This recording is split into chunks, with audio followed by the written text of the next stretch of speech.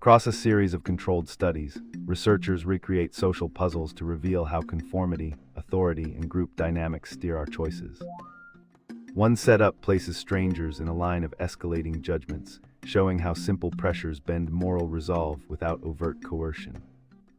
In another design, participants negotiate resources under time stress, exposing generosity thresholds shaped by fairness cues and reputational risk. A social interaction task tracks imitation and learning as people mirror behaviors and beliefs, uncovering the subtle pull of social proof. Together, these experiments map a landscape where tiny prompts ripple into big decisions, teaching patience, empathy, and critical thinking.